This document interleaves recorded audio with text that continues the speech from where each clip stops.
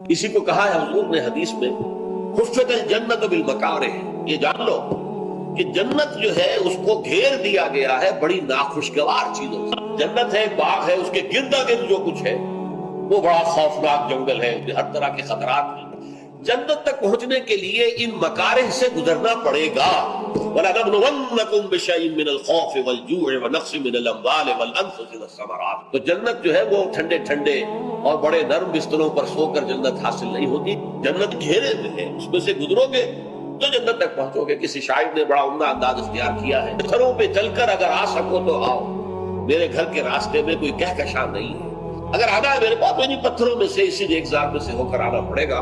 कोई कहकशां नहीं है मेरे रास्ते के अंदर। तो इसी तरीके से अगर अल्लाह को चाहते हो तो अल्लाह ताला की महबूबियत का मकाम तो ये है, इन्नल्लाह युहिब्बुल लज़ीना युक़ातिलूना फ़ी सबीलिही सफ़्फ़न कअन्नहुम बुनियानुम मरसूस।